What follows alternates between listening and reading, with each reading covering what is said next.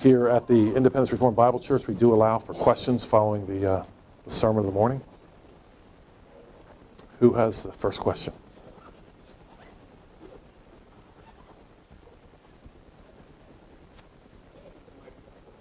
This mic? Okay. Okay. So, if you ask a question, I'll try to remember to repeat it. And thanks for reminding me, John, if I forget, which happens sometimes. Who has a question?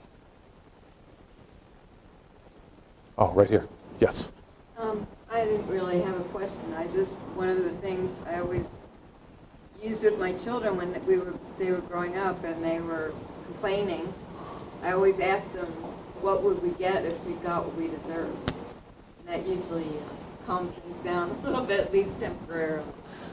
Yeah, and certainly this comment being children growing up, complain, the question coming up, what would you get if you got what you really deserve?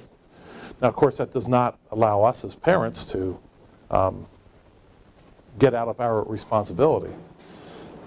We have responsibility with our children. However, it's a really good thing, it seems to me, and it seems like a lot of the Puritans, a lot of these writers and divines and pastors seem to have an idea of this from a very early age.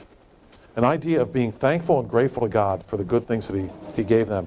And I still remember reading about Colonel Coligny, if you will, a French Huguenot who ultimately was murdered by the Roman Catholics of France in the St. Bartholomew's Day massacre. He, in a battle earlier, had lost a hand. And that very same day, he said, but God is just so good. Now, can you imagine in a battle losing a hand and saying God is good? How could you do that? How could you possibly do that?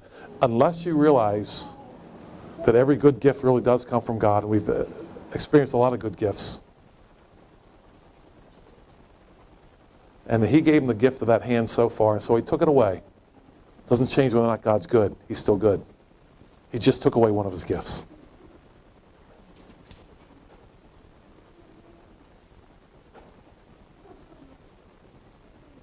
Okay, yes? One other thing is, my life verse, Romans 8:28, all things, even the bad things are good things. Even the things that look really horrible, God uses for our good, that to walk not after the flesh, but after the Spirit. Yeah, the difficult things, we tend to, the point was about Romans 8:28. That verse can throw us off a little bit because we say, well, we're loving God. Why isn't He working all things out? Why isn't He working all things together for good? And at that moment, we put ourselves as His judge. And at that moment, we're not loving Him. That verse points out that it's our job to love Him. It's His job to work all things together for good. Got that exactly opposite. We'll work all things together for good and let God love us, since we're such prizes.